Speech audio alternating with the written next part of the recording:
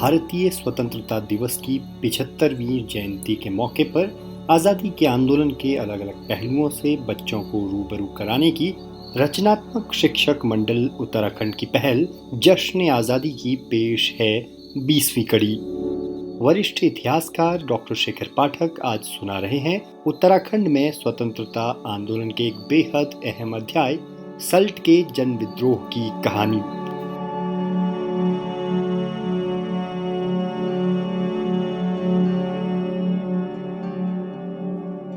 प्यारे बच्चों, हमारे राष्ट्रीय स्वतंत्रता संग्राम की हीरक जयंती पर मैं सबसे पहले आप सबको बधाई देता हूं। हमारे पूर्वजों ने एक लंबी लड़ाई के बाद औपनिवेशिक शासन से मुक्ति पाई और उसमें बहुत लंबा संघर्ष हुआ और बहुत बड़ी शहादतें हमारे लोगों ने दी। और ये लंबी कहानी आपने पढ़ी है और आपके शिक्षकों ने ये पूरा सिलसिला स्वतंत्रता संग्राम का आपके सामने प्रस्तुत किया है। आपको पता है कि 1857 में हमारा पहला स्वतंत्रता संग्राम का सिलसिला शुरू हुआ। फिर कैसे हमारे पुनर्जागरण की लहरें आगे बढ़ी, कैसे भारतीय राष्ट्रीय कांग्रेस की स्थापना हुई, कैसे क्रांतिकारियों ने अपना योगदान दिया, कैसे इस बीच 2 विश्व युद्ध हुए, उसमें भारत की शक्ति और क्षमता को और युवाओं को और संपत्ति को झोंका गया।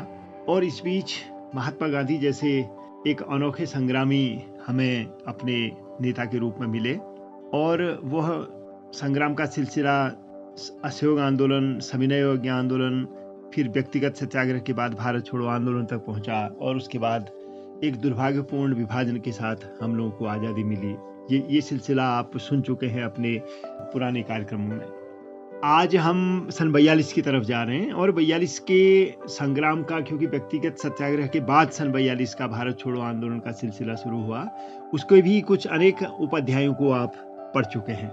उनको कुछ को दोहराना भी आज लाजमी होगा, क्योंकि 40-41 के व्यक्तिगत सत्याग्रह के दौर में जिस तरीके की हिस्सेदारी हुई, उसी दौर में सेकेंड वर्ल्ड वॉर यानी कि दूसरा विश्व युद्ध समाप्त हुआ। और जब उससे परिणाम नहीं निकले और औपनिवेशिक सत्ता पर असर ज़्यादा नहीं हुआ, तो फिर अंत में जो हमारे संग्राम का अंतिम एक तरीके से हिस्सा है, भारत छोड़ो आंदोलन सन 42 में चला। और इस दौर में 9 और 10 अगस्त को 1942 के सालम में बहुत बड़ा सत्याग्रह हुआ और कैसे वहाँ गोली चली और धामदेव के टीले में जो है पहली बार तो शेर सिंह के पेट पर गोली लगी थी। उसके विरोध में वहाँ के बहुत सारे लोग जमा हुए और फिर सैनिकों ने गोली चला के नरसिंह धानिक को मार दिया। उसकी शहादत हुई। 48 साल का ही रहा होगा नरसिंह उस समय। और उसी समय फिर टीका सिंह पर गोली चली। वो 23 साल का नौजवान था, उसकी भी मृत्यु हुई सालम में। और उसके हालांकि अस्पताल में ले जाने के बाद अल्मोड़ा के अस्पताल में उसकी मृत्यु हुई थी। और जबरदस्त दमन वहाँ मेहरबान सिंह जो डिप्टी कलेक्टर थे उनके द्वारा किया गया था। प्रताप सिंह बोरा ने उनको चुनौती दी थी, फिर वो अंडरग्राउंड हुए। फिर लंबी कहानी सन 42 की है, राम सिंह आजाद कैसे वहाँ से गए। इसी तरीके से 19 अगस्त को जो बीनू नदी है आपके देघाट के इलाके में, दूधातोली की तरफ से आती है, फिर रामगंगा से मिलती है, तो वहाँ भी जबरदस्त प्रतिरोध हुआ। और हरिकृष्ण उप्रेती जो ग्राम भिलियार के थे और हीरामणि गडेला जो खलड़वा चौकोट के पास के गांव के थे, वह वहां पर गोली लगने से शहीद हुए। ये सिलसिला आप सुन चुके हैं। अब हम चलते हैं सल्ट की तरफ। सल्ट एक हमारे उस जमाने के बड़े अल्मोड़ जिले का एक बहुत ही सक्रिय और बहुत ही जिसको कहेंगे कि प्रतिरोधी इलाका रहा पहले से ही। और सल्ट ने 1920-21 के जंगल सत्याग्रह के समय और कुलीबेगार आंदोलन के समय जो योगदान दिया, अब वो हमारे इतिहास में बहुत अच्छी तरीके से वर्णित है। उसके बाद के सिलसिले के दौर में भी हम देखते हैं कि सल्ट बहुत आगे रहा। सन 30 में जब सविनय अवज्ञा आंदोलन चला, कहीं उसका रूप नमक सत्याग्रह था, कहीं उसका रूप झंडा सत्याग्रह था, कहीं उसका रूप शराब की भट्टियों में एक तरीके से धरना देना था, कहीं विदेशी वस्त्रों का होली दहन करना था। वो सब सन 30 में होता रहा। लेकिन 30 में एक किसान आंदोलन के रूप में जो लगान न देने का जो प्रतिरोध था, वो सल्ट के इलाके में सबसे प्रखर हुआ। इसीलिए सल्ट को कुमाऊं की बारदोली कहा गया। और सन 30 में अगर आप कभी हरगोविंद पंत के द्वारा लिखी गई सन 1930 में सल्ट में जो दमन हुआ और उससे पहले जो प्रतिरोध हुआ उसको आप पढ़ेंगे तो आप आश्चर्य में रह जाएंगे कि इस छोटे से इलाके ने सन 30 में प्रतिरोध के यानी कि ब्रिटिश सत्ता के विरोध के रिकॉर्ड एक तरीके से कायम किए थे और बहुत बड़ा दमन हुआ। उसकी बहुत बड़ी कीमत हमारे ग्रामीणों ने, हमारे आंदोलनकारियों ने और हमारे ग्रामीण समाज ने उस समय चुकाई थी। तो इसी सल्ट में अब प्रतिरोध शुरू हो रहा है। सन 42 का अगस्त का पूरा महीना निकल गया है। राष्ट्रीय संग्राम के जो बड़े सरताज हैं वो सब गिरफ्तार हो गए हैं। स्थानीय नेता भी ज्यादातर गिरफ्तार हैं और जो अनेक लोग अंडरग्राउंड हैं तो सार्वजनिक रूप से आ नहीं सकते हैं। अब सल्ट में ये कोशिश हो रही है कि उनके नेता गिरफ्तार न हो, किसी तरीके से नेता अंडरग्राउंड रहें, छुपे रहें और बाकी जनता अपना प्रतिरोध जारी रखे, ये कोशिश की गई।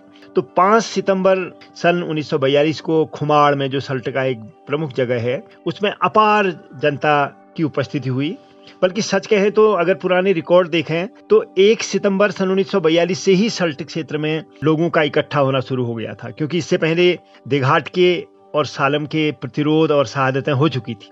1 सितंबर से कार्यकर्ताओं का खुमाड़ पहुंचना शुरू हुआ। 3 सितंबर को इलाका हाकिम जॉनसन जो है वो दमन करने के लिए अपने साथ पुलिस लेके और सेना लेके देघाट में गोली चलाने के बाद चल करके भिकियासैंण पहुंच गया था। सल्ट के पटवारियों ने बताया कि सल्ट में शांति है, लेकिन सल्ट में शांति नहीं थी। सल्ट में चुपचाप तैयारी हो रही थी। 5 सितंबर के दिन इलाका हाकिम जो थे वो पुलिस के जत्थे के साथ पटवारी, पेशकार और तमाम सरकार समर्थक भी कुछ होते थे, उनको सबको लेके क्वेराड़ा पर पहुंचे थे। क्वेराड़ा एक गाँव वहाँ का है और ये सूचना खुमाड़ में आ गई कि दमन के लिए जॉनसन जो है वो पुलिस और सेना और तमाम सरकार समर्थकों को लेके, पटवारी पेशकारों को लेके आ रहे हैं। पिपना के जो मोतीराम थे, जिनका एक नाम बड़ुआ नाम भी उस जमाने में था, वो चोरा गांव के से नरसिंगा बजाकर चारों तरफ सूचना दे रहे थे। नरसिंग हमारा एक बड़ा एक बाजा होता है, मुंह से हवा भर के बजता है, उसकी आवाज गांव गांव पहुंचाई जा रही थी कि दमन के लिए आ रहे हैं, और तरीके से भी वो सूचना देते थे।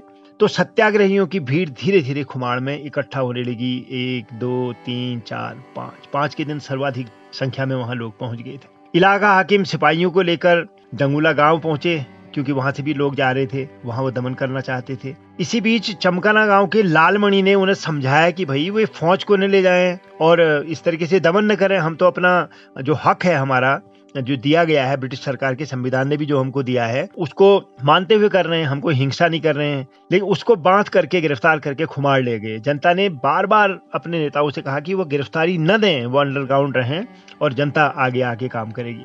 तो ये बहुत सारे लोगों को सत्याग्रहियों ने नहीं जाने दिया, वो बचे रहे वो इलाके में। लेकिन जब इलाका हाकिम ने मोर्चा बांधा और निहत्ती जनता के आगे जो थे गंगा दत्त शास्त्री, वहां के एक नेता थे, वो आगे आए तो गोली चला दी गई। गोली चली तो टीकाराम वहां के एक बुजुर्ग थे, उनके 2 पुत्र थे, एक का नाम था गंगाराम और दूसरे का नाम था खीमानंद। वे घटनास्थल पर ही मारे गए। और उसके बाद क्या हुआ कि जरा से आगे बढ़े तो जो गंगादत्त शास्त्री बीच बचाव के लिए आए, लेकिन जो पुलिस और सिपाही थे और जो अपने मजिस्ट्रेट थे वो दमन पर उतारू थे। इन दोनों की शहादत, ये बहुत तरुण थे। ये एक जो गंगाराम थे वो 33 साल के थे और खीमानंद जो थे 29 साल के थे, और 2 अन्य तरुण और चूड़ामणि और बहादुर सिंह महर 4 दिन बाद शहीद हुए थे। ये 4 शहादतें वहां हुई थी। तो पहले दिन ये 2 शहादतें हुई थी, और जो 4 दिन बाद शहादतें हुई थी चूड़ामणि की, वो करीबन 56 साल के थे और बहादुर सिंह महर जो थे करीबन 52 साल के थे। तो इन शहादतों के बाद सल्ट ने अपना जो प्रतिरोध का मिजाज था वो गांव गांव जाकर के किया, और जो सरकार के प्रतिनिधि थे यानी कि जो हाकिम था वो दमन पर उतारू थे और वो गांव गांव दमन करने के लिए गए। तो उस समय गंगादत्त शास्त्री, मधुसूदन, गोपाल सिंह, बचे सिंह, नारायण सिंह, ये तमाम जो गोली से घायल हुए थे, ये भी अपने पट्टी बांध करके गांव के बीच, लोगों के बीच उत्साह जगाने के लिए और प्रतिरोध कायम रखने के लिए जाने लगे। दूसरी तरफ जो इलाका हाकिम थे जॉनसन, वो घायलों के पास आए और ये दिखाने के लिए कि भाई घायलों को मैं फर्स्ट एड दिलाऊंगा। तो खुमाड़ के जो उस समय माल गुजार थे पांडे, तो उनका मैंने जो उस समय इंटरव्यू लिए थे स्वतंत्रता सेनानियों के, उन्होंने ये विवरण दिया। तो उन्होंने अपनी धोती फाड़कर पट्टी बांधने के लिए दी, और गंगाराम के मुख से उसमें इतना ही निकला कि मुझे मत छुओ, मैं स्वर्ग जा रहा हूँ, मैं अपने देश के लिए लड़के जा रहा हूँ। ये उस समय लक्ष्मण सिंह अधिकारी जी ने ये जानकारी दी थी। वो उस समय के अनुभव उनकी स्मृति में थे और उनको हमें ये बताए थे। और ये सिलसिला फिर पूरे सल्ट के इलाके में चलता रहा।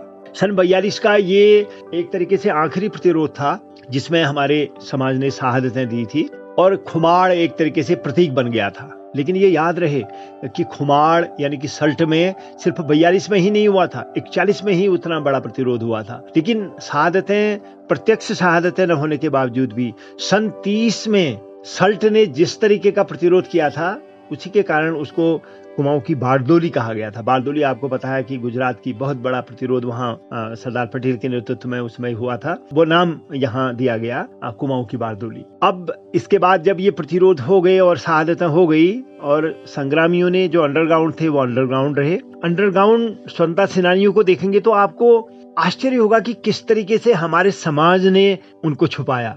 रेवाधर पांडे, मदन मोहन उपाध्याय रानीखेत वाले, इसी तरीके से आपके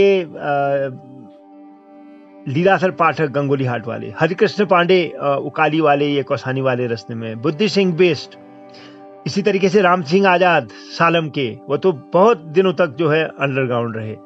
राम प्रसाद नौटियाल पौड़ी वाले, कप्तान नौटियाल भी उनको जानते, बाद में वो एमएलए भी रहे, वो अंडरग्राउंड रहे। मथुरा दत्त भट्ट, देहरादून के कॉमरेड ब्रजेंद्र कुमार गुप्त पूरे के पूरे अंडरग्राउंड रहे। तो ये तमाम लोग, श्यामलाल वर्मा नैनीताल के, तो ये अंडरग्राउंड जो रहे उनको स्थानीय जनता का जबरदस्त समर्थन मिला और वो छुपाए रहे उनको। श्यामलाल वर्मा का जब इंटरव्यू लिया गया था तो उन्होंने बताया कि कैसे औरत ने उनको धोती दी पहनने के लिए कि आप इसको पहन करके अपने छुपने का जो है कोशिश करो, और जब एक गांव से दूसरे गांव को भागोगे तो आप इन कपड़ों का, दूसरे अपरिचित या नए कपड़ों का इस्तेमाल करें। वो गंगोली हाट, बेड़ीनाथ तक उस अंडरग्राउंड के दौर में गए थे। इसी तरीके से जो मदन मोहन उपाध्याय थे, एक बार वो चलते चलते वहां थल पहुंच गए थे मवानी में, जहां शेर सिंह कार्की जी एक बहुत ही शुभचिंतक स्वतंत्रता संग्राम के थे और शिक्षक थे, वहां अंडरग्राउंड हुए थे। मदन मोहन उपाध्याय बाद में बंबई में पकड़े गए थे। तो सन 42 के जो हमारे अंडरग्राउंड हीरो रहे वो एक से एक रहे। जो प्रवास में थे वो भी अपने तरीके से काम कर रहे थे। चंद्र सिंह गढ़वाली इस समय बनारस में थे। तो इस तरह सन 42 के आंदोलन में हम देखते हैं कि हमारे समाज ने एक जबरदस्त हिस्सेदारी की सन 42 के आंदोलन में। और जो 3 जगह शहादतें दी गई, उसमें सबसे अंतिम शहादत जहां 4 लोग हमारे शहीद हुए थे वह खुमाड़ में हुई थी। और खुमाड़ के ग्रामीणों ने, खुमाड़ के समाज ने जिस तरीके से जॉनसन, उनकी पुलिस और सेना और सरकार परस्तों का और पटवारी पेशकारों का प्रतिरोध किया और 4 अपने युवाओं को, 4 अपने बेटों को खोया, वह हमारे इतिहास में बहुत आदर के साथ, बहुत गहराई के साथ याद किया जाएगा। इसके बाद धीरे धीरे सन 42 के आंदोलन की सुस्ती का दौर शुरू होता है, उतार का दौर शुरू होता है, क्योंकि अधिकांश राष्ट्रीय नेता और अधिकांश स्थानीय नेता जेलों में ले जाए जा चुके थे। दूसरा विश्व युद्ध समाप्त होने को था और एक तरीके से ब्रिटिश सरकार ने अपनी हार मान ली थी और वो सत्ता का हस्तांतरण करने का सिलसिला शुरू करने वाला था। और उसके बाद जो कहानी है वो दुर्भाग्य से विभाजन की ओर और आज़ादी की ओर साथ साथ जाती है। और दुर्भाग्य से हम आज़ाद और विभाजित साथ साथ हुए, वो एक बहुत बड़ी त्रासदी हमारे राष्ट्रीय संग्राम के अंतिम अध्याय की रही है। लेकिन इस सब के बावजूद भी सन 42 की जो चमक है, सन 42 की जो शहादतों से पैदा हुई चमक है, वो हम सदा सदा याद करेंगे।